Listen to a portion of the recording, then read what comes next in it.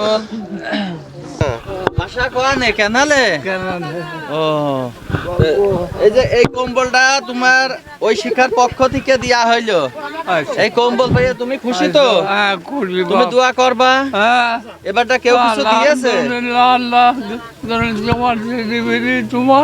ঐশিকা সামাজিক উন্নয়ন সংস্থার পক্ষ থেকে ডাউকি, বেলগাছি, পোয়ামারি, খেজুরতলা এই 4টি গ্রামে আমরা আজকে কম্বল দিব 1000 পিস। তো এখানে আমরা 250 পিস নিয়ে এসেছি। এই 250 পিস দেওয়া শেষ হইলে আমরা আরও 3 জায়গায় আজকে দিব। তো আমাদের এই শীতে এই কম্বল বিতরণ অব্যাহত থাকবে। এটা ঐশিকা সামাজিক উন্নয়ন পক্ষ থেকে দেওয়া হচ্ছে।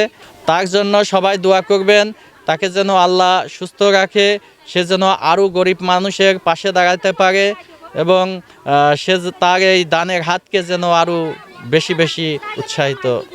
এই ঐশিকা সংস্থা প্রতিষ্ঠাতা জনাব আব্দুল মান্নান রতন জমিদার, উনার জন্মলগ্ন থেকেই ওনার বড় ভাই আব্দুর রাজ্জাক সাহেব, বিচারপতি আব্দুর রাজ্জাক সাহেব, ওনারা মানে জন্মলগ্ন থেকেই আমাদের এই এলাকায় বিভিন্ন সংস্থা, গরিব মানুষ, বিভিন্ন মসজিদ, মাদ্রাসা, স্কুল, বিভিন্ন প্রতিষ্ঠানে ওনারা সহযোগিতা করে আসেন।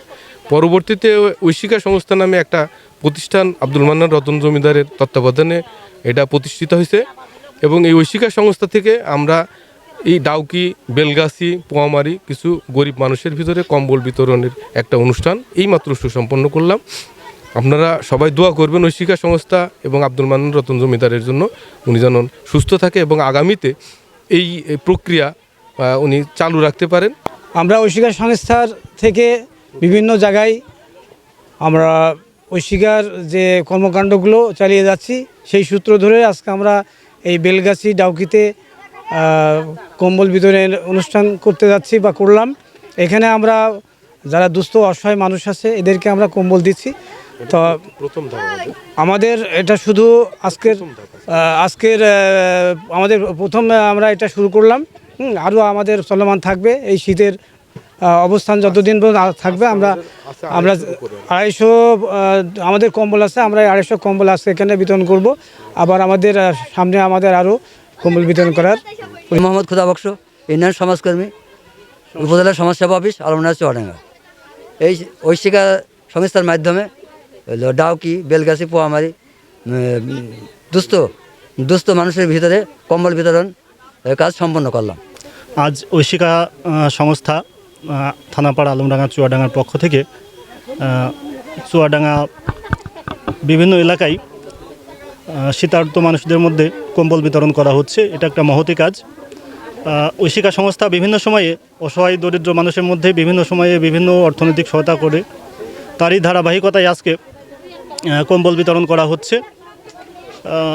এটা একটা মহতি কাজ। আর কম্বল দেওয়া হচ্ছে অসহায় এবং দুস্থ দারিদ্র মানুষের মধ্যে। আমরা জানি সবাই চুয়াডাঙ্গা একটি শীতার্ত এলাকা, বিশেষ করে প্রচণ্ড শীত। আর এই শীতের সময় দারিদ্র এবং অসহায় মানুষ যারা শীত নিবারণ করতে পারছে না, তাদের জন্য ঐশিকা সংস্থার পক্ষ থেকে কম্বল বিতরণ করা হচ্ছে।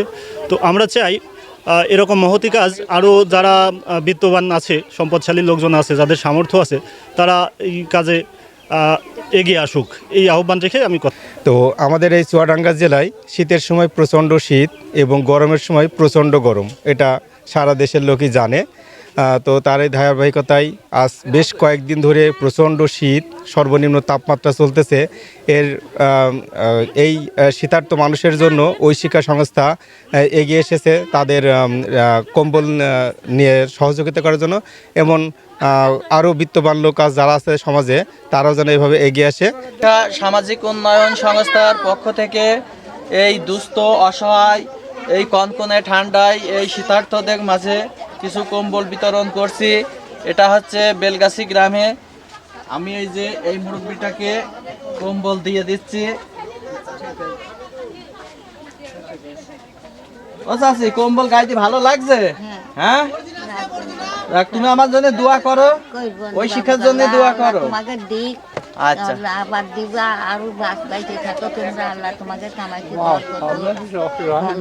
আচ্ছা, আগেরটা